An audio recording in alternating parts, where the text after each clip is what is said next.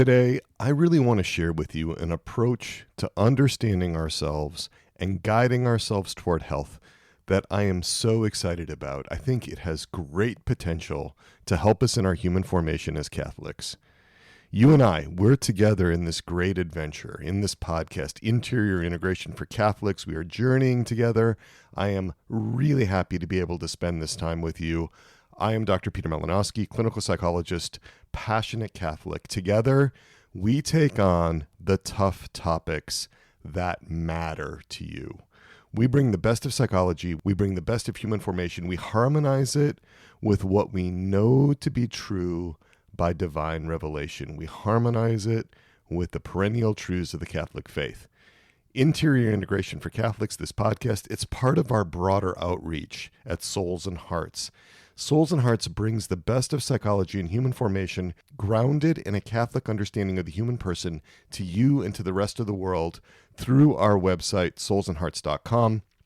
We are continuing our series on how the best of secular psychological approaches define mental health and psychological well-being. We started this series with episode 89 on polyvagal theory, and then we covered positive psychology, psychodynamic psychotherapy, and internal family systems in episode 90. Today's episode, number 92, is entitled Understanding and Healing Your Mind Through IPNB. It's released on April 4th, 2022, and we are going to unpack what IPNB is, what it says about our human condition, and I will share with you an exchange I recently had with the founder of IPNB, neuropsychiatrist Dr. Dan Siegel, who brought this whole integrative framework into being. I had an exchange with him about whether IPNB can be reconciled with Catholicism. So stay with me for a really interesting deep dive into this fascinating way of understanding ourselves and others.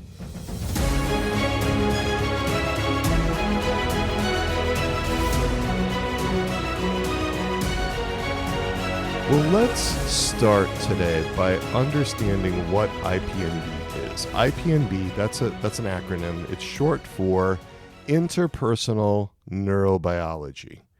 Interpersonal neurobiology. Let's break the name down. Interpersonal neurobiology. What are we talking about? Well, inter means between us or among us. It implies a relationship. This is a relational model. And it's not just between you and me, but also between you and you, the inner relationships within you. And it's also about me and me, the inner relationships within me.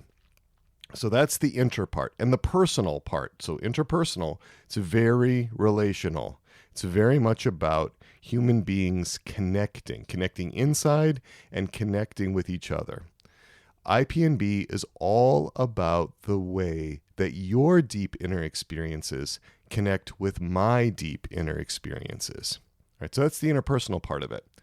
Neurobiology, let's talk about this. It's not just the specific discipline or field of neurobiology, but it deals with all branches that scientifically study how human development takes place and how we can promote well-being in our lives.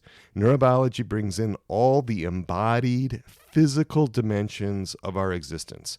It brings in our bodies, our brains, the whole nervous system, all of our embodied biological being. That's what the neurobiology part refers to. So interpersonal neurobiology, or IPNB, works to be a holistic approach to the human person.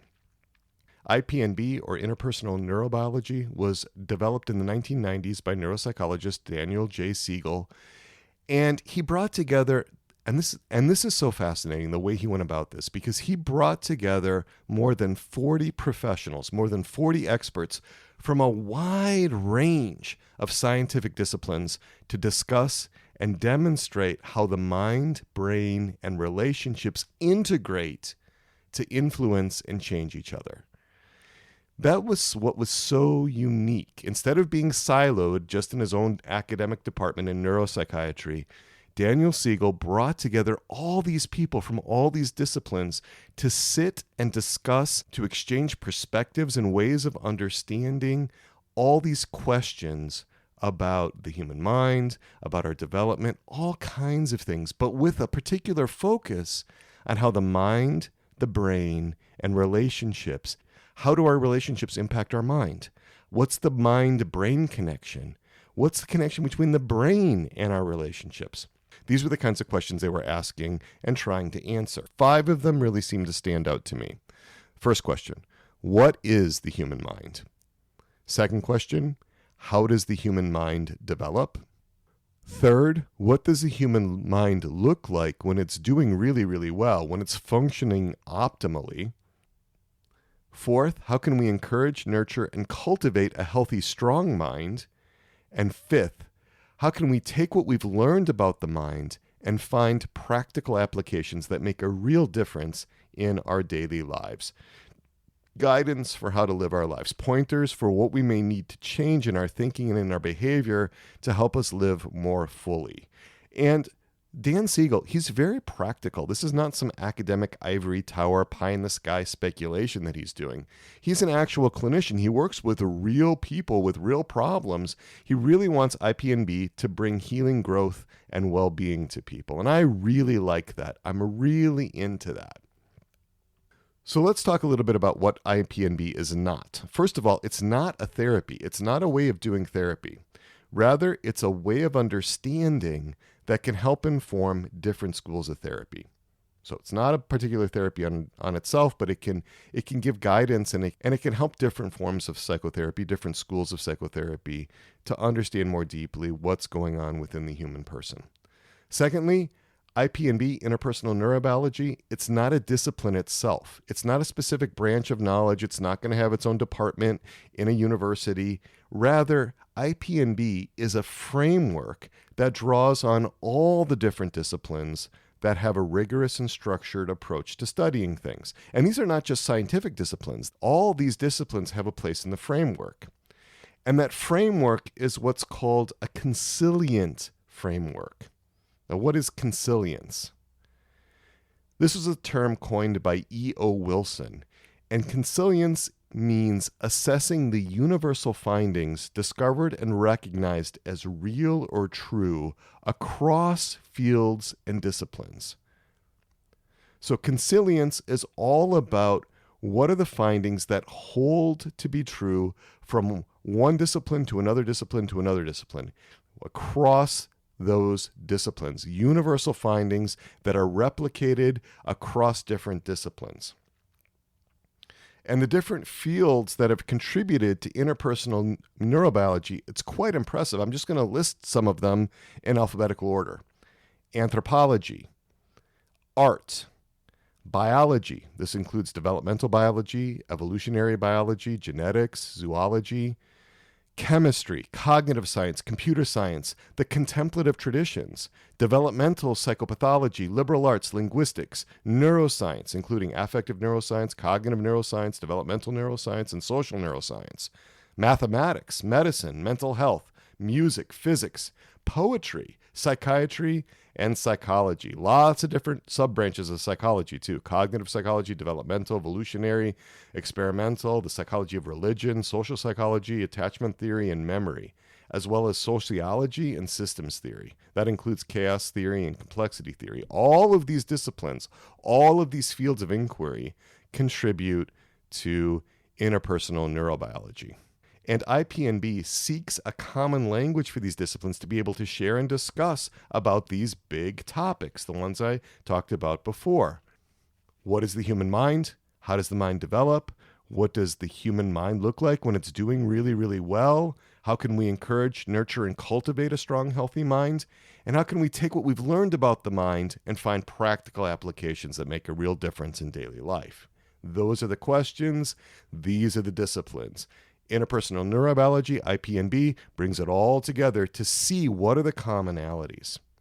IPNB is going for that big picture, and IPNB also emphasizes a need for humility and openness in the work. So now I've given you enough of a background to give you the technical definition of interpersonal neurobiology. Interpersonal neurobiology is a consilient field that embraces all branches of science and now other discipline ways of understanding reality, such as contemplative traditions and liberal arts, as it seeks the common universal findings across independent ways of knowing in order to expand our understanding of the mind and well-being. And that That, dear listener, that is why it's included in this series on well-being, on mental health, because it is very, very focused not on correcting psychopathology primarily, but on optimizing health. How do we understand that in the natural realm? So let's get to some of these questions, right? First of all, what is the human mind? If we want a strong, healthy, ordered mind, it helps to know what the mind actually is.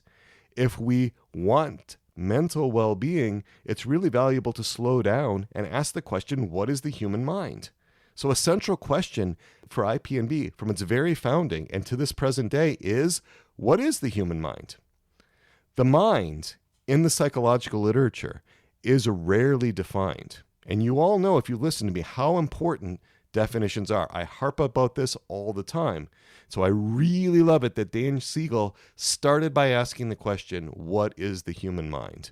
The mind is often discussed, but it's rarely defined.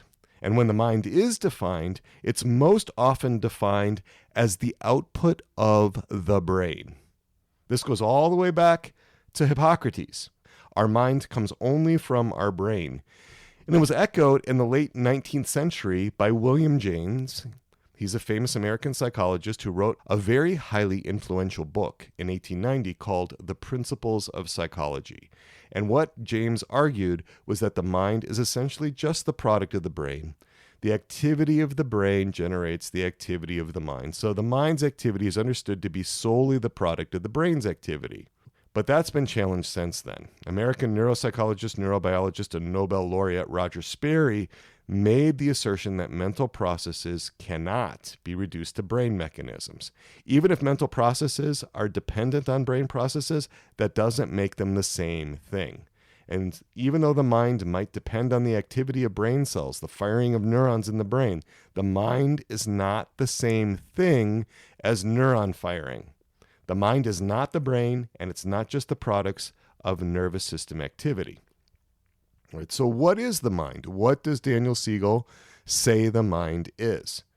The mind is a term that at minimum includes what we're familiar with when we think of mind, right? Mental activity that includes consciousness and emotions and mood and thinking and information and problem solving and decision making and memory and narrative and meaning making and intention and belief and hope and attitudes and assumptions and desires and longings and dreams and our subjective feeling of being alive. All of those are included in the mind. All of these mental activities, which are beautiful, which are powerful descriptions of what people mean when they say mind, we include them all.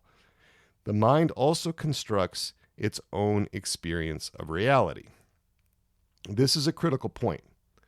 The mind, according to IPNB, emanates from interactions within the brain. So there's the neurobiology part of it, the brain, the nervous system, the body. But the mind is not just the product of neurobiology. Also, there's the interpersonal aspect. The mind also radiates from our internal relationships within ourselves and our relationships with other people. There's the interpersonal part of interpersonal neurobiology. The mind encompasses both the embodied brain and our relationships. It's really important in interpersonal neurobiology. So let's get to the actual definition of mind. I'm taking this straight from page 507 of Dan Siegel's book, The Developing Mind, 3rd edition. The mind is a process that includes at least 4 fundamental aspects. 1, personal subjective experience. 2, awareness. 3, information processing.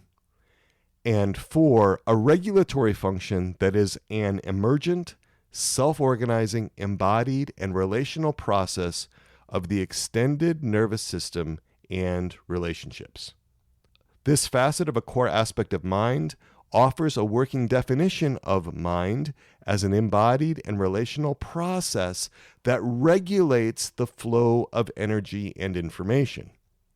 In this perspective, the brain's activities are an important part of mind, but mind is broader than the brain and bigger than the individual body.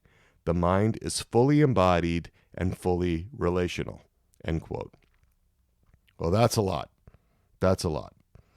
All right, let's break this down. All right. So Let's start with the beginning here. The mind is a process. In IPNB, the mind is a process. The mind is not so much a thing as it is a process, the activity within us that regulates the flow of both energy and information through the neurocircuitry of the brain, which is then shared and regulated between people through engagement, connection, and communication. Right? So there's a lot here. The mind is a process, and it's got these four facets. There's personal subjective experience. This is the felt texture of life, according to Dan Siegel. I just love that quote, the felt texture of life. That's our personal and subjective experience. It's also our awareness, our consciousness. It's also our information processing, and that information processing can be conscious or not conscious.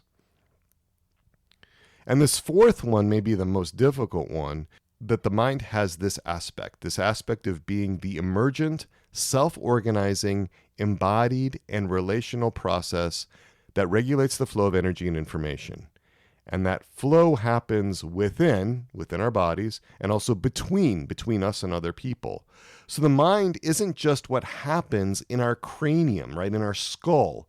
The mind is bigger than that. The mind reaches out relationally and connects with other people. And there's this flow of energy and information, which is really central to understanding the way that Siegel and IPNB look at the mind. And if you don't understand all of this in the first go-round, that's okay. You don't need to understand it all. There's some real complexity here. The critical thing to remember today about your mind, for our purposes, is that your mind can change your brain. And your mind can be changed by your brain. And your mind can change your relationships. And your mind can be changed by your relationships. And your brain also can be changed by your relationships. All of these features, mind, brain, and relationships, affect each other. There's all these different causal links. And in IPNB, our attachment relationship experiences shape the structures in the brain that correlate with key features of our inner and intermind as we carry these neuroplastic changes forward in life. This is what Dan Siegel says. Our attachment relationships impact the structure and functioning of our brain. They impact the structure and functioning of our minds. So we can be open to new growth and learning. There's neuroplasticity. Our brains are not locked in to some sort of deterministic trajectory. Our relational experiences, our attachments to other people shape our internal world and shape our minds. Secure, healthy relationships can heal your mind, and more than that, they can heal your brain. You can see this in the neuroelectric firing and the neurochemical activity in the brain. You can see this in neurotransmitter levels. You can see it in the anatomy of the brain. So this is not just wishful thinking. This is actually real. Risa Miller, in her 2016 article entitled Interpersonal Neurobiology, Applications for the Counseling Profession, said, quote, "The mind can influence the brain in relationships. Consistent with characteristics of a complex system, the mind both emerges from and in turn influences the functioning of the brain and relationships. How one focuses attention affects neural structure and function. Furthermore, through processes not yet fully understood, perhaps through resonant circuitry or mirror neurons, the mental processes of one person can influence the mental processes of another person." So our minds can mutually and reciprocally impact each other. And there's ways to describe this that we can actually observe in the laboratory, not just through behavior, but also through neurobiology. So let's move to, what does health look like from an IPNB perspective? In IPNB, there's this concept of the triangle of well-being. And I want you to imagine a triangle with three vertices or three corners, right? That's what triangles have, three vertices, three corners. One vertex is the brain. A second vertex is the mind. And the third vertex is relationship. So we have a triangle.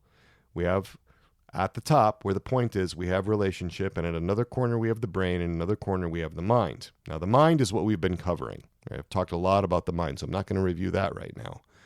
The brain is the embodied mechanism of energy and information flow. It's the organ within us that regulates information and energy flow. So the formal definition is that the brain is viewed as the extended nervous system distributed throughout the entire body and intimately interwoven with the physiology of the body as a whole. It is the embodied neural mechanism that shapes the flow of energy and information. So according to the way that IPNB defines the brain, it's not just the gray matter inside our skulls, but it's our whole nervous system. And this is really important because in the last 10 years or so, we've learned a lot more about the nervous system. Like, for example, did you know that there are several 100 million neurons, brain cells, in your gut? In fact, in your gut, we have what's called the enteric nervous system, which is often referred to as our body's second brain. There are hundreds of millions of neurons connecting the brain to our enteric nervous system. It's the part of our nervous system that controls our gastrointestinal tract, right? Our GI system. There's all these neurons that are tasked with controlling everything from our esophagus, which connects our mouths to our stomachs, all the way through our anus. All of that's controlled by the enteric nervous system, which isn't located in our head. It's actually in our gut. And there's all kinds of other things that we don't understand about that yet. So there is a way of knowing things, in a sense, in our guts, right? So the brain, when we talk about that from an IPNB perspective, includes the entire nervous system. So we've got the mind and the brain, and I'm going to talk a lot about relationships from an IPNB perspective right now. The way that relationships are considered within IPNB is through the sharing of energy and information flow between people. Energy and information are shared in relationships.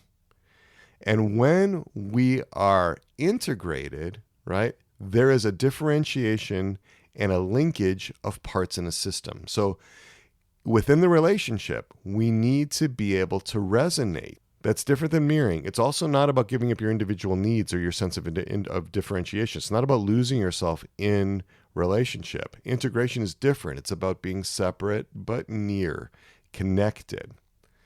And within IPNB, there's what's called the PART model of verbal and nonverbal relationships. And PART is an acronym. Dan Siegel is huge about acronyms.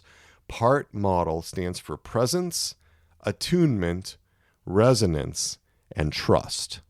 Presence, attunement, resonance, and trust. This is what's important in relationships.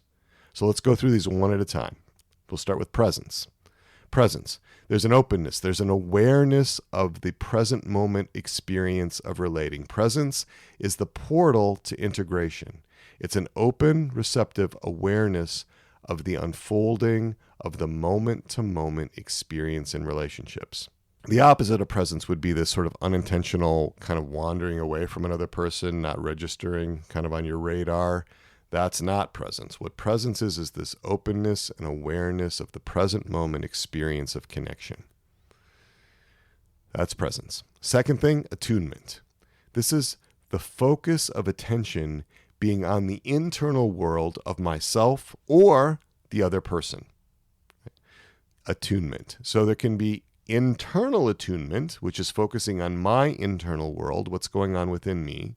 And then there's interpersonal attunement, the focusing of my attention on the internal world of another person. This is where I focus on your internal world. If a parent is attuned to the child's mind, you get much better outcomes than if the parent is just reacting to the child's behavior. Mirror neurons may be activated in attunement. Right, so that's attunement. We have presence, we have attunement. The R in the PART model is resonance. And resonance is about being shaped by another person, being open to another person, and having that person have an impact on you. The interpersonal attunement from the A part that we just talked about allows for two individuals to resonate with each other, to have this deeper sense of connection, of being with each other, and then Dan Siegel has this great way of expressing it. I really like it. He says, it's for one person to feel felt by another person. Right? So that there's this process of feeling felt. And as the two people are resonating, feeling felt by one another, joined in relationship, they are still separate. They're not fused. There's no loss of individual identity. You are still you. I am still me when we are in relationship. And this is really important, that the individual differentiated nature of each person is not lost. So 2 tuning forks, think of them at the same frequency, right? If one is struck and starts to resonate and it's placed near enough to the other will resonate. But they don't become one tuning fork. They don't become fused. So that's the R in the part model of verbal and nonverbal relationships. The last one, the T, is trust, a deep sense of openness and reliability. States of safety foster trust. And trust creates a sense of receptivity. When that happens, the social engagement system is turned on. Right? We talked about this in episode 89 in polyvagal theory, when we're in that ventral vagal state. Integration allows us to differentiate streams of energy, freeing us from default mode processing that can dominate our experience in the moment. So this opens up, in other words, new ways of thinking, new ways of imagining, new ways of considering. It really allows us to use our faculty of imagination. Right? So that's the part model: presence, attunement, resonance, and trust. And when we're connected, there is this mutual resonance that occurs between two people. It leads to attunement. It leads to this sense of a we together. Now, of course, in close relationships, ruptures are inevitable. And they can be thought of as opportunities for repair that can lead to the deepening of connection. So that's the part model, all about how people relate: presence, attunement, resonance, and trust. Now I want to talk about 4 critical concepts in IPNB. I want to talk about empathy, compassion, kindness, and forgiveness. These are central constructs within IPNB. And it's another reason why I like IPNB so much. They deal with these really important issues. Empathy. Empathy in IPNB has many facets. It includes feeling the feelings of another person. It includes perspective taking. It includes cognitive understanding. Empathy is the capacity to make a map of the other person's mental state that includes at least these 5 functions. So for empathy, we need at least these 5 functions. 1, emotional resonance. 2, perspective taking. 3, empathetic understanding. 4, empathetic joy. And 5, empathetic concern. Emotional resonance, perspective taking, empathetic understanding, empathetic joy, and empathetic concern. We're able to share these things. We're able to share understanding. We're able to understand the perspective of another person. We can share in their joy, and we can share in their concerns or in their sorrows. Empathy is a requirement for compassion. And integration allows for those empathetic connections to be harnessed without us losing our sense of self, without us losing differentiation and fusing with the other person's experience. All right, so the first critical concept in IPNB, empathy, that opens the door to the second one, which is compassion. Compassion is the way in which we perceive the suffering of another and how we imagine we can help, and then to take action to alleviate the suffering, right? Compassion, we'll give you the formal definition now. The compassion is the capacity to sense suffering, to imagine what could be done to reduce that suffering, and to take effective action for that purpose. Compassion can be directed towards one's own inner experience, sometimes called self-compassion, as well as toward others in what is sometimes called other-directed compassion. The 2 directions in the flow of compassion can be called inner compassion and intercompassion. That, to me, is just fascinating, that we're starting to talk about essentially loving each other. I just really, really like it when a secular approach to psychology brings in these questions of what it means to love each other, right? So empathy, compassion, and then kindness, right? Kindness meaning acting with no expectation of getting something in return, honoring and supporting one another's vulnerabilities. And that starts to sound a lot like the Christian concept of charity, right? And then forgiveness. I'm not going to dwell a lot on this last one, except to give you a really great quote by Dan Siegel, where he says, forgiveness can be thought of as giving up all hope for a better past. Giving up all hope for a better past, right? One of the things we'll talk about when we get into the different domains of integration is temporal integration, where we're able to leave the past in the past, to live in the present, not to be sucked into the future, but to be in the now. Forgiveness requires us to not dwell on how the past shoulda, woulda, coulda been different. Right, so the brain, the mind, relationships are all critical elements of the triangle of well-being, and they all impact each other in these reciprocal ways. There's all kinds of different causal influences in the way that the brain, mind, and our relationships impact each other. So let's move on to another major question, another major issue within IPNB, and that is attachments. It very much brings in attachment theory. Daniel Siegel, in The Developing Mind, says this, quote, attachment at its core is based on parental sensitivity and responsivity to the child's signals, which allow for collaborative parent-child communication. So what he's saying there is that the parent has to be able to tune, to pick up on, to be sensitive to the child's signals, and to be able to understand what's going on beneath just the level of behavior, what's going on in the child's mind. So next he says, contingent communication gives rise to secure attachment, and it is characterized by a collaborative give and take of signals between members of the pair. And so there's this give and take between the parent and the child. There's this way of understanding each other. And contingent communication relies on the alignment of internal experience or states of mind between the child and the caregiver. So, in other words, the parent needs to be able to enter into the child's internal world in order for there to be secure attachment.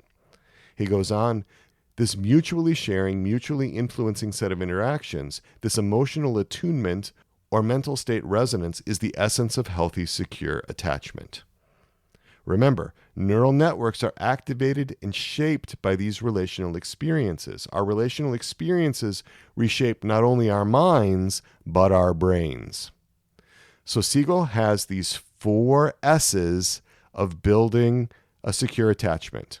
4 words, they all start with S. They're called the 4 S's. So the 4 S's of building a secure attachment are feeling seen, safe, soothed, and secure. Feeling seen. Let's start with that one. I feel that my needs are being accurately perceived by the other person. And the other person is seeing my mind, is able to connect with my mind beneath my behavior. Not just my behavior, not just what I do, but what's going on behind that behavior. That's all part of being seen.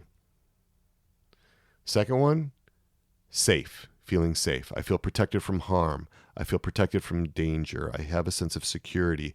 The other person is not a source of fear. Safety. The third one, feeling soothed. I can be reliably comforted and calmed by the other person when I'm in distress. Ruptures between me and the other person can be readily repaired. That's all about feeling soothed. And the fourth is feeling secure. I can go back when I need to the other person to be my secure base. So if I get kind of nervous, if I get a little anxious, if I start feeling a little destabilized, I can go back to the person and I can reconnect when I need to. Okay, so that's secure attachment. So now All of this has been building up to the big question. So all of this is going back to the big question. What is the basis for health? What is the basis for our mental well-being? What is it? The integration of the mind. Daniel Siegel proposed that the integration of the mind is the basis for health. And those of you that have been following me for a long time know that I made this argument way back in episode 15 of this podcast, long before I was familiar with IPNB. That idea that integration of the mind is the basis for mental health, for psychological well-being, that's supported by about 20 years of research now. And Raisa Miller is going to help us to break this down, right? She says mental well-being from an IPNB perspective is defined in terms of integration. We have these functionally distinct components within the complex mind system that differentiate. In other words, they specialize. Each component of our mind has a unique role within the system. And every component of our mind then links with other components of our mind to form the greater whole. They're not blended together, right? There's a difference between a fruit salad and a fruit smoothie, right? Raisa Miller and many other people within IPNB, including Dan Siegel, use this distinction of a fruit smoothie versus a fruit salad to help us understand what the difference is when something is integrated versus when something is homogenized, right? Each ingredient in a fruit salad maintains its own unique quality. Each ingredient in a fruit salad is differentiated, but it's also linked to all the other pieces of fruit in the fruit salad to make something that's new, something that's more complex, right? There's this integration in a fruit salad, and in the experience of eating fruit salad, you get something that's greater than just the sum of its parts. Optimal organization in the mind depends on linking differentiated parts of the mind in integration. You don't have those differences among those parts of the mind disappear. That's not homogenization. That's not what we're looking for. We're looking for coherence, not homogenization. So integration is defined as the linkage of these differentiated elements. Right? In other words, the different pieces of our mind, the different pieces of our fruit salad, the different little fruits in our fruit salad, they're in relationship with each other. They're not fusing and losing their identity, right? So all of our emotions and all of our thoughts and all of our assumptions and all of our beliefs and all the neurochemical activity and all of the things that go on in our internal experience are allowed to be what they are, but they're linked with each other in a coherent way. Integration is both a process and a structural dimension, right? So there's a process of integration, but it's also a state of being. And you can see the integration in the functional and anatomic studies of the nervous system. Again, this can be observed under the microscope. Integration, you can see it actually. Now, when the mind is not working well, if it's not self-organizing in a good way, if it's not governing itself very well, it veers to one of two outcomes, either rigidity or chaos. We want to be in this river of integration, as Dan Siegel tells us, between one shore, which is rigidity, and the other shore, which is chaos. When we get rigid, everything seems predictable. We get this dorsal vagal shutdown, this freezing, this numbing out, like in dissociation. We discussed this at some length in episode 89 on polyvagal theory. This leads to rigidity. An extreme example would be like hysterical paralysis, where you'd actually get rigidity literally, right? Or another example would be a deep major depression. People just harden into that depression. On the other hand, on the other shore, we have chaos. And that's where everything seems completely unpredictable.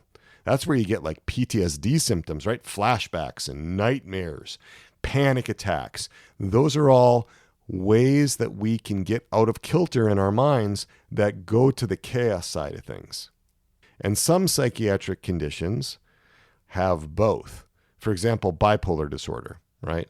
The depressive episode has the rigidity, but the manic episode has the chaos. Daniel Siegel argues that every symptom of every disorder of the DSM-5 can be framed in terms of chaos or rigidity. And he goes so far as to say, and I think it's a really fascinating idea, quote, human suffering can be summed up in chaos and rigidity, end quote. We find health in internal integration, where there is neither chaos nor rigidity. So when your mind is functioning well, when your mind has this harmony, when it has this integration, you find what Dan Siegel calls the FACES flow. And that's another of his acronyms, FACES.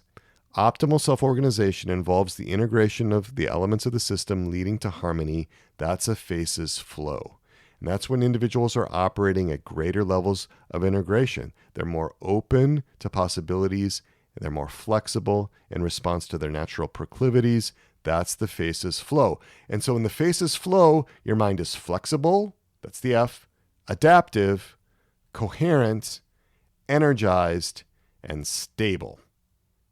Flexible, adaptive, coherent, energized, and stable. That's what mental health looks like. That's what the flow looks like when you are in this river of integration, not chaotic, not rigid, but flexible, adaptive, coherent, energized, and stable. Flexible. Your mind can think outside the box. You can be innovative. You can come up with new and original ideas, new solutions to problems. Your mind can be imaginative. You can be creative. There's flexibility, right? Flexible. Adaptive. Your mind can adjust to new situations. It can change course as needed. You can roll with the punches. You can handle the various challenges and demands that life throws at you. That's the adaptive aspect of the FACES flow. The C, coherent. Your mind stays clear, lucid, orderly inside. You have the full use of your intellect and reason. You can think logically and sensibly. Coherence. The fourth one, energized. Your mind is alert, active, dynamic, and animated. It has stamina. It has vitality. It's energized. And then the fifth, the S, for stable. Your mind is balanced, calm, steady. You have a sense of being solidly grounded and secure. Stable. Right, so the FACES flow, that's what we experience when our mind is optimally self-organized.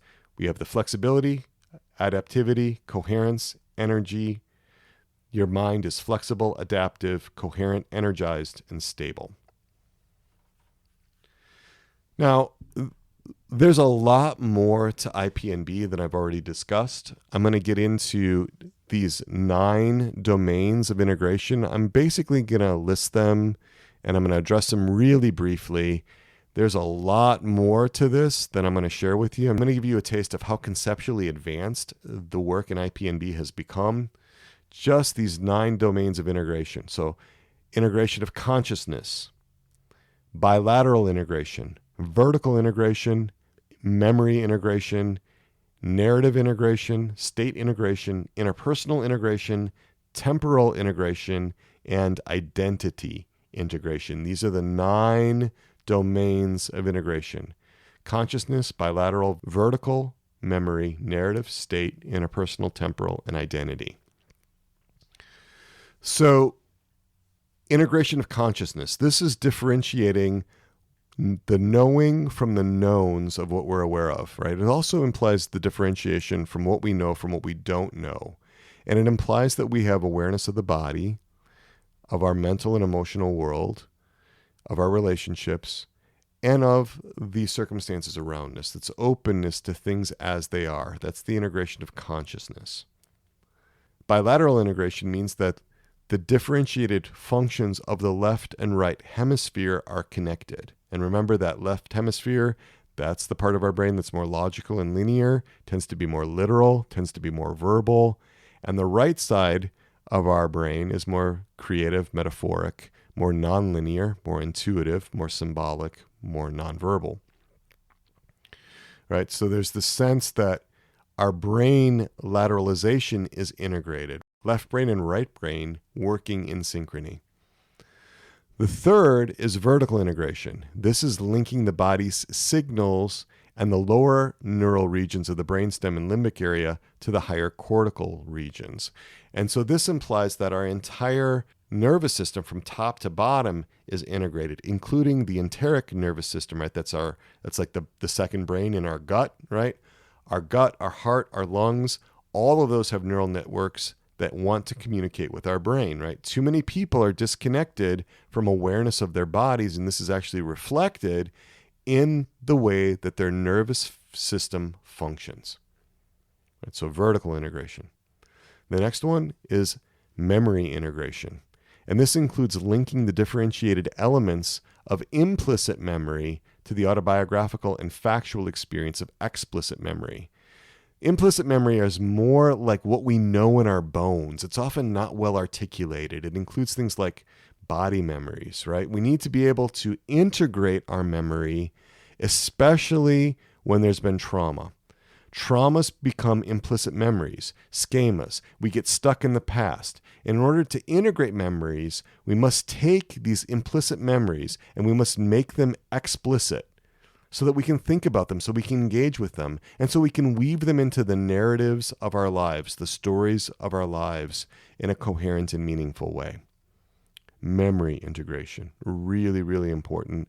A central feature of the trauma therapy EMDR, for example. The fifth domain of integration is narrative integration, and that really focuses on making sense of memory and making sense of our experience so that we can find meaning in the events that have occurred in our lives, that we have a coherent story that we can tell that makes sense of our experience. Narrative integration. Then the next, state integration. This respects the differentiated states of mind that make up the wide array of clusters of memory, thought, behavior, and action that are the nature of our multi-layered selves. Basically, IPNB argues that we have multiple selves sharing a body.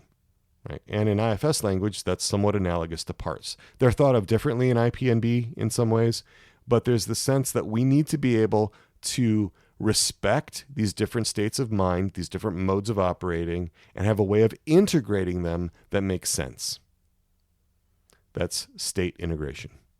And then there's interpersonal integration. This is honoring another person's inner experience and linking to that experience in a respectful communication. It involves nurturing. It is not about fusing. It's about being separate but near, being able to connect with another's inner experience in a way that's respectful, that has boundaries, and again, that sense of being separate but near. That's interpersonal integration.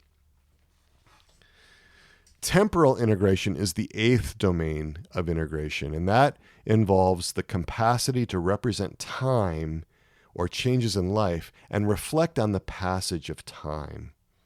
Being able to make maps of our time, to connect our narratives to time, and also to be aware of our eventual death, to be able to grip onto that, right? So the separation and differentiation of past, present, and future, and the integration of time into how we understand ourselves. And that leads us to the ninth domain of integration, which is identity. This is the sense of agency and coherence associated with feelings of belonging. Right? The identity of a bodily self expands beyond our skin. We become connected in time. We become connected in place. We become connected to people. Dan Siegel refers to this sometimes as the integration of integration, right? Who we are and who we are in the broader world. Those 9 domains of integration: consciousness, bilateral, vertical, memory, narrative, state, interpersonal, temporal, and identity. And he has ways to help people address integration in all 9 of these domains. Lots of different ways to help. Well, let's go on to this next concept of mindsight. I want to talk about mindsight. Mindsight is the ability to see the internal world of self and others. It permits integrative communication in which individuals are honored for their differences and compassionate connections are cultivated that link one mind to another. Right? So mindsight is all about being able to enter into my internal world and being able to enter into, in an invited way, into your internal world. And it has three components: insight, empathy, and integration. Insight is reflecting with awareness by focusing your attention on the internal subjective world of one's own interior mental experience, including your feelings, your thoughts, your memories, your impulses, your desires, all that inner experience, being able to connect with that, being able to reflect on it, to be aware of it, and to be able to think about it, to be able to focus your attention on all of that stuff inside. That's insight. You have to be able to connect with yourself. The second thing is empathy. And this is sensing the inner experience of the other person within your own mind.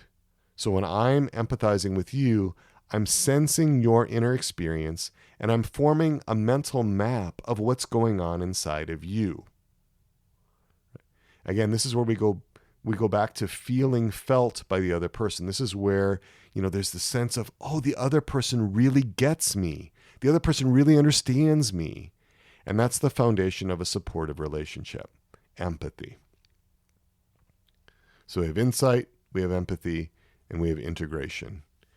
And that integration is the differentiation and specialization and ultimately the linkage of systems, including the brain and interpersonal relationships.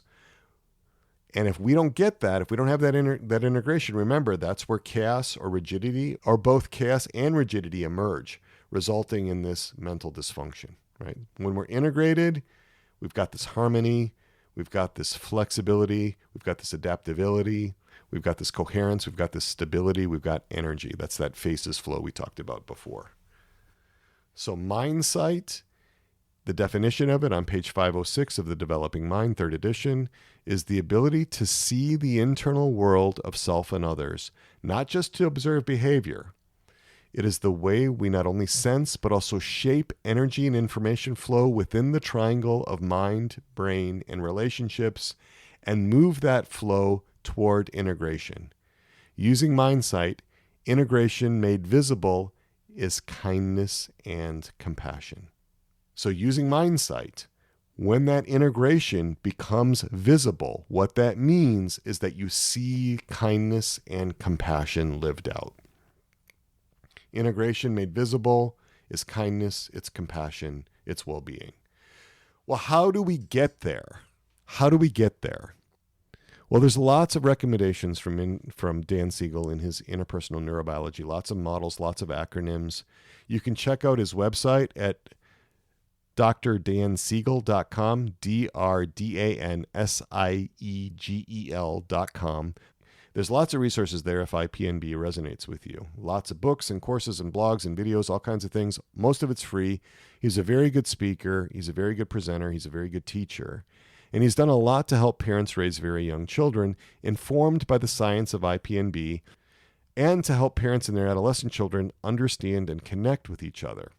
He's got this whole concept, he's got this whole practice of the wheel of awareness, which is a reflective practice that integrates consciousness using the metaphor of a wheel. In that wheel, the hub represents the knowing of being aware, and the rim contains the elements of the knowns from the first 5 senses to mental activity, and also to things like emotions, thoughts, and memories, right? I'm not going to focus on that. I'm not as familiar with that. I'm going to focus on one resource he has today, and that's one of many resources, and it's called the Healthy Mind Platter. The Healthy Mind Platter.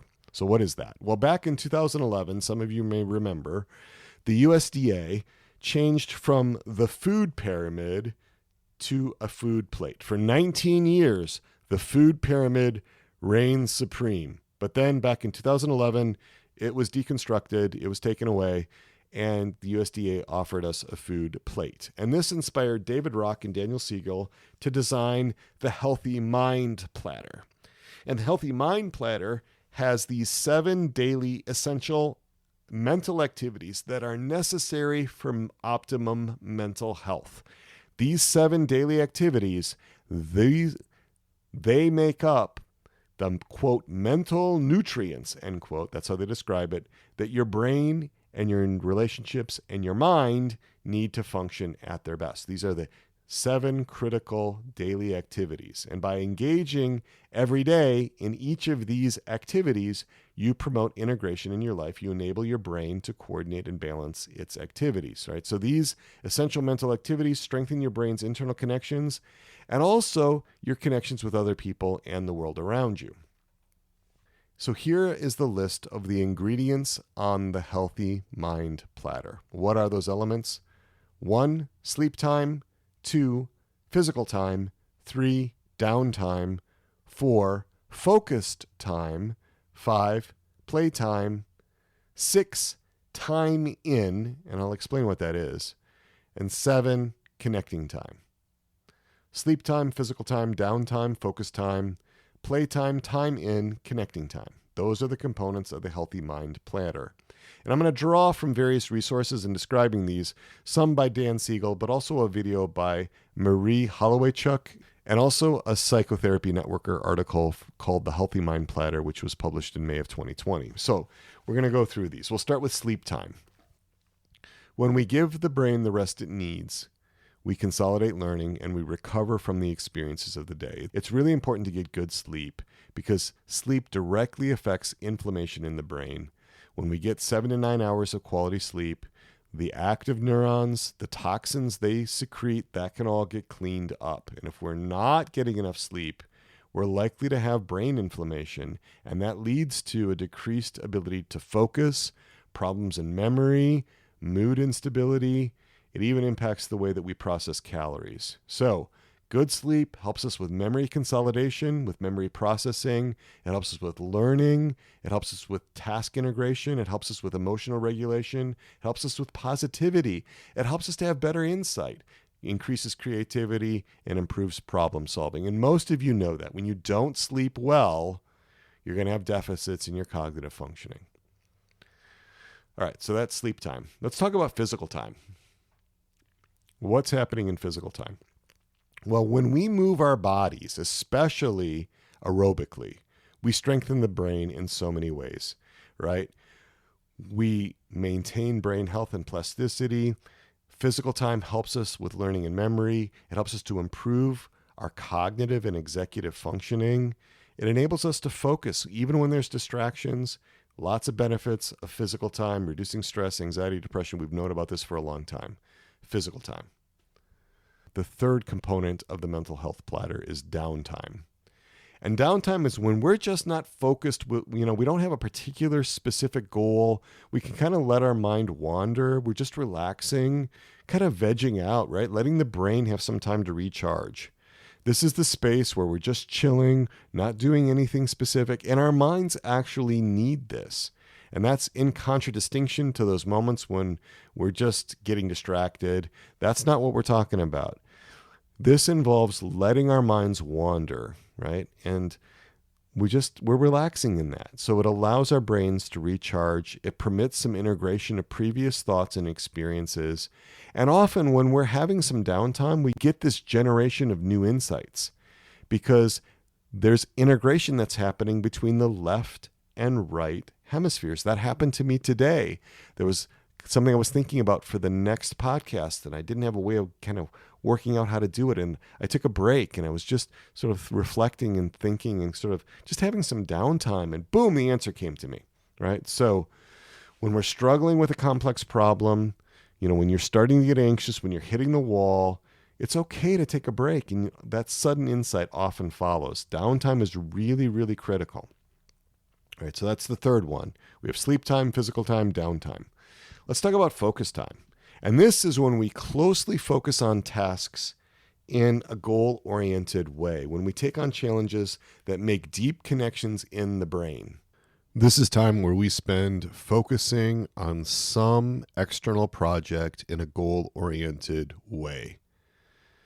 You're not multitasking. You're thinking efficiently and effectively. You've limited distractions. You're really focusing on one thing at a time. It might be like, I'm going to listen to this podcast. I'm going to be really focused on it. I'm not going to be distracted by the news or anything else. And when we focus our attention like this, we release substances in our brains, including BDNF, which is brain-derived neurotrophic factor, that enhances brain growth. When we have that really laser-like focused attention, we learn more, we remember more, and in fact, we enjoy the experience more because it can come with this feeling of success, with this experience of mastery, because we were really able to accomplish something, to do something new. So focus time helps our brain secrete chemicals to allow the neurons which are firing to strengthen their connections to one another. This helps your attention and concentration. It helps to develop your prefrontal cortex, and it sharpens and clarifies your mind. And Cal Newport, an author that I really like, Cal Newport, his book, Deep Work, taught me so much about this component of the Healthy Mind Platter, focus time. I highly recommend that book if you really want to learn how to deeply engage with your mind in your work. There's lots of practical tips that have helped me a lot, including in producing this podcast. So Cal Newport's book, Deep Work. It also talks about the other kinds of experiences on the platter that you need as well for a healthy mind. That's focus time. So the next one, the fifth one, playtime. This is when we allow ourselves to be spontaneous, creative, where we can enjoy novel experiences. When we're doing those things, we're making new connections in the brain. Now, this doesn't necessarily refer to sports, but it's to the things that allow you to laugh, to be spontaneous, to suspend judgments, not to be worried about the right way to do it or the wrong way to do it. The idea here is to engage in an activity, possibly with others, in which the enjoyment and the creative unfolding of the moment is what is important. And too often, we adults, we lose our sense of playfulness. Now, children, they play naturally. They really know how to engage in this sort of thing. We lose some of that in adolescence oftenhood, and by adulthood, we could be like not playing at all. So it's a time to forget about work or other commitments. It's time to be social in an unstructured way so that there can be flexible emotional responses to unexpected events. And playing stimulates dopamine release, which again helps to establish new neuronal pathways in the brain. All right, so that's playtime. Number 6, time in. We need to get into this one a little bit more deliberately because the name isn't so obvious as the other ones. Time in, this domain of integration. What are we talking about? And this is when we're quietly reflecting internally, when we're focusing on our sensations, our images, the feelings we have, our thoughts. When we're doing that quiet reflection internally, we're helping our brain to integrate better. And this is the time that you may already spend in formal mindfulness practice. Could be when you're doing your parts journaling, those kinds of things, opening awareness, cultivating kind intentions. Some people experience this obviously in prayer. There's a focus on sensations, images, feelings, thoughts in the present moment. And there's an acceptance of the process rather than just focusing on the content. And when we're engaged in that time in, it balances our sympathetic and parasympathetic nervous systems. This leads to improved attention and more flexible perspectives about life, better control of our emotions, better stress management, and it helps us to improve compassion and empathy toward our own selves and towards others. So that's the time in. Number 7 is connecting time, and this is when we connect with other people. And ideally, we're doing this in person, when we take the time to appreciate the way that we connect with the natural world around us, the people, the places, nature. When we do that, we activate and reinforce the brain's relational circuitry. This is an intentional connection with others. And it has a buffering effect on stress. It helps us to have a positive outlook. It reinforces secure attachments. It can actually help us to restore ourselves in times of stress. So it's all about planning outings and date nights, getting these activities into your daily routine, making sure personal connections are maintained. That's connecting time.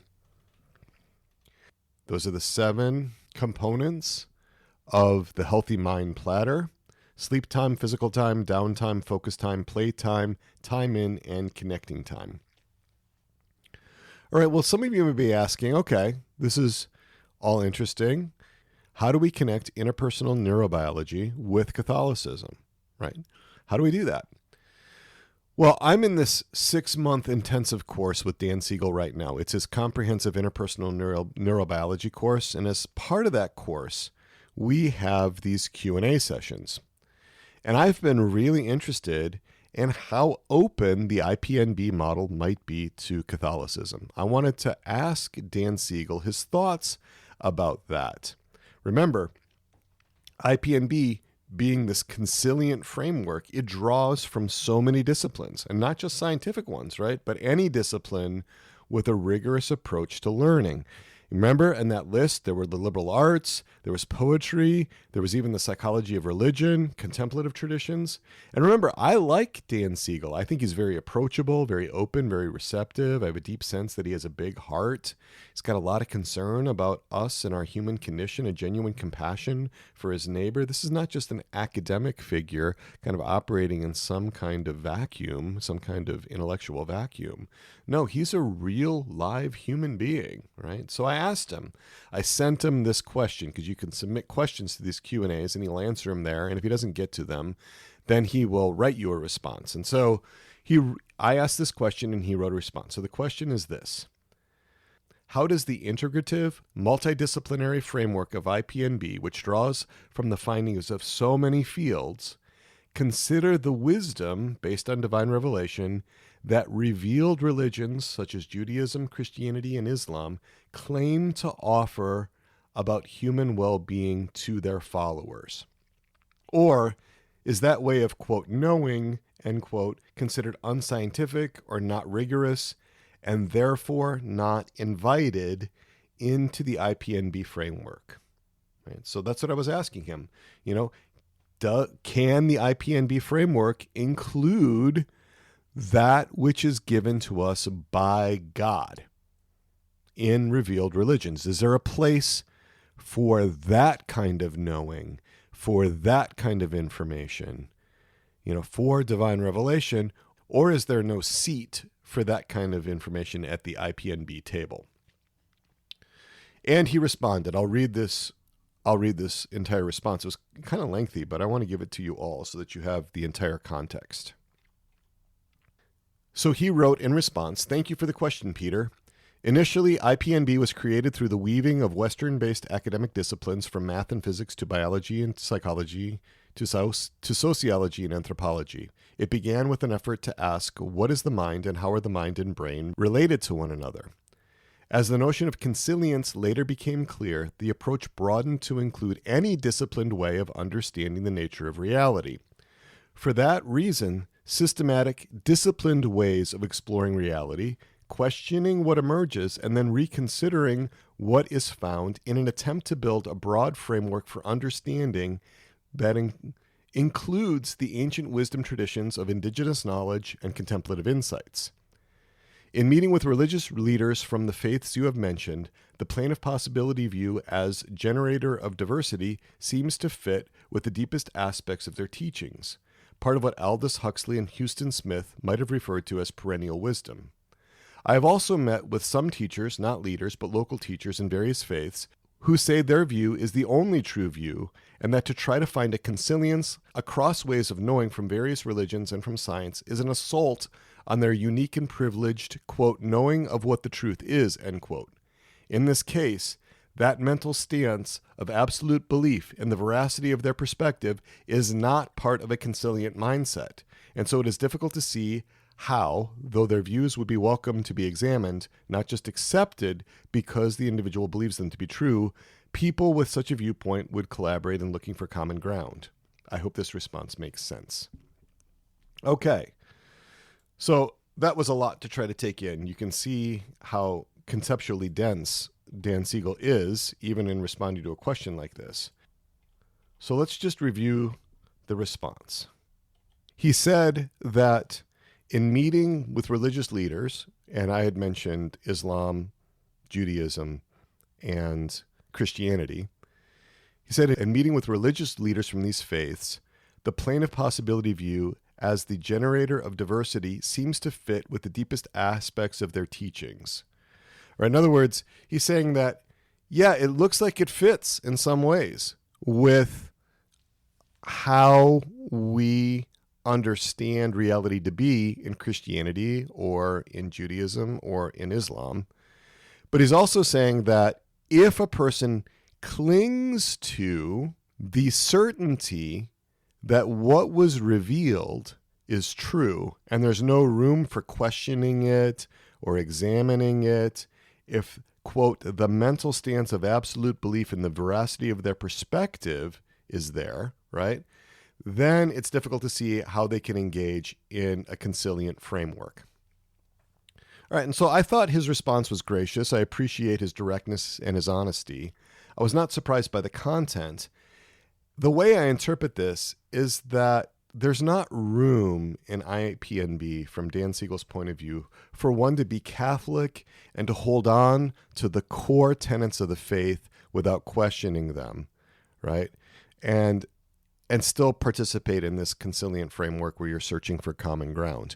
No revealed religion's tenets could be included because they're not open to being challenged, questioned, and discarded if they don't seem to line up with the findings of the other disciplines. That's one of Dan Siegel's non-negotiable principles for IPNB. So I would argue that his conciliant framework doesn't draw from all the available knowledge. Now, he never claimed that it did, right? Dan Siegel and I disagree about epistemology. That's how you know things. For him, divine revelation is not a valid source of knowing that can inform IPNB if it can't be questioned and discarded. For me, divine revelation is not only essential, it's the starting point. Divine revelation is the reference point, like the North Star. And that's likely to lead to disagreements between Dan Siegel and me about metaphysics. But I don't ignore the valuable work of DNA discoverers James Watson and Francis Crick, who described the beauty of the double helix structure of DNA. I don't ignore their work or discount it because both Watson and Crick displayed intense anti-Catholic bigotry. And so I'm certainly not going to ignore the really valuable work of Dan Siegel and IPNB. Let's draw the good from it. And I've not seen anything that condemns or criticizes Catholicism from Dan Siegel. He's not Catholic. I don't expect him to embrace the church's teaching. But let's not be afraid of the work of IPNB and other secular approaches. Let's conform those findings to what we already know to be true by faith. So the upshot of all of this, for those that really want to ground human formation and psychology in a Catholic understanding of the human person, is for us Catholics to not only be Catholic with a capital C, but also to be Catholic with a small c. Catholic with a small c, meaning universal. We find the good in all these secular approaches, and we harmonize that good with our faith. Not the other way around. We don't harmonize our faith with what these other disciplines say. And there's no tension between authentic science and the faith. This is straight from the Catechism of the Catholic Church, paragraph 159, which reads as follows, quote, "Though faith is above reason, there can never be any real discrepancy between faith and reason. Since the same God who reveals mysteries and infuses faith has bestowed the light of reason on the human mind, God cannot deny himself, nor can truth ever contradict truth. Consequently, methodical research in all branches of knowledge, provided it is carried out in a truly scientific manner and does not override moral laws, can never conflict with the faith, because the things of the world and the things of faith derive from the same God. The humble and persevering investigator of the secrets of nature is being led, as it were, by the hand of God, in spite of himself, for it is God, the conserver of all things, who made them what they are." All right, and I think that's what's going on with Dan Siegel here, right? But this is where I'm here to help you. I'm here to take the best of secular approaches to science, like IPNB, and ground them in an authentic Catholic understanding of the human person. That's what I'm all about. That's what this podcast, Interior Integration for Catholics, is all about. That's what Souls and Hearts is all about.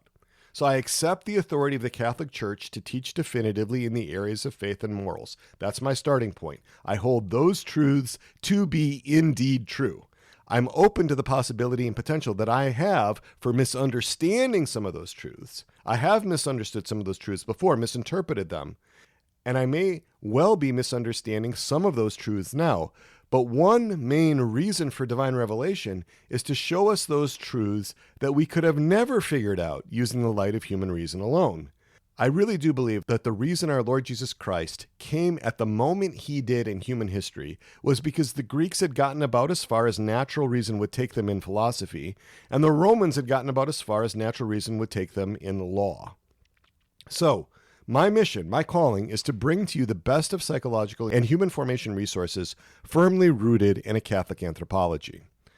And this is entirely consistent with the teaching of the Church as expressed in Vatican II in paragraph 62 of the Pastoral Constitution of the Church in the Modern World, where it reads, quote, "In pastoral care, sufficient use should be made not only of theological principles, but also of the findings of secular sciences, especially psychology and sociology. In this way, the faithful will be brought to a purer and more mature living of the faith." End quote. Okay, I'm super excited about next month's episode. That's going to be episode 93, coming out on May 2nd, 2022, where I will be offering you 3 experiential exercises to integrate what we've been learning in episode 89 on polyvagal theory, episode 90 on positive psychology, psychodynamic psychotherapy, and internal family systems, and this current episode, number 92, on interpersonal neurobiology. I'm going to be taking all these secular approaches, I'm going to be drawing from them in these experiential exercises next time to really help you know yourself better, to understand your needs, and to find where you may have internal disconnects, where you may lack integration. And also, I'm going to help you get some direction on what the next steps are in those experiential exercises. So look for that on Monday, May 2nd. If you're not getting my weekly emails, you should sign up. I've been doing a whole series of weekly emails. They come out on Wednesday. We've been looking at enemies from a psychological and spiritual perspective, right? What makes an enemy? How do we connect with our enemies? Or how do we relate with our enemies? How do we understand enemies, right? From both a psychological and a spiritual perspective informed by the Catholic Church. So we'll be continuing with that series on enemies this coming Wednesday. Sign up, soulsandhearts.com, and you can click on that little box that says, get Dr. Peter's weekly email reflections, right? Secondly, if you haven't prayed our litanies of the heart, I really recommend that you do that. Really excited to just have released these litanies of the heart. Last episode, episode 92, was all about the litany of the closed heart, the litany of the fearful heart, and the litany of the wounded heart. So much great feedback we've been getting from people about these litanies. Check those out, soulsandhearts.com/LIT. Or if you just go to soulsandhearts.com, you'll see a little litanies tab at the top. Click on that. You'll see our litanies of the heart. So much great feedback about people that are experiencing things differently in their prayer because they're praying these litanies. Remember, you are a listener to this podcast, and in that sense, you are with me, and I am also with you. You can call me on my cell phone any Tuesday or Thursday from 4:30 p.m. to 5:30 p.m. Eastern Time for my regular conversation hours. I've set that time aside for you. 317-567-9594. Give me a call, 317-567-9594. We can talk about anything that comes up on the podcast, right? And if you really like this podcast, if you're finding it to be of great benefit to you, I want you to seriously consider the Resilient Catholics community. The waiting list is open for the Resilient Catholics community, the RCC, at soulsandhearts.com/RCC for our June 2022 enrollment. There's so much information there. There's videos. The RCC is all about loving with your whole heart, about loving with all of your being. It's about getting over all the natural level issues that hold you back from being loved and from loving God and others, right? So if you are into this podcast, if you really like the way that I conceptualize the human person, if you like talking about integration, human formation, if you want many more experiential exercises to help you be more resilient, to help you improve your capacity to connect with others, to enter into their internal worlds and to love them, the RCC is designed for you, right? Those of you that want a deep, personal, intimate relationship with God and with Mary, you want a real human connection, a real close connection, authentic intimacy, that's what we're going for in the RCC. We take people that are willing to make sacrifices in time and effort and money and humility and courage. We want people that are striving to become saints, right? Who are willing to be pioneers on this cutting edge of this adventure in human formation. That's where I'm spending a lot of time. That's where I'm spending a lot of my energy right now, is with the RCC. So go to soulsandhearts.com/RCC and register for the June waitlist. I'd love to be on this journey with you. And with that, we're going to bring this to a close. Our Lady, our Mother, untie her of knots. Pray for us.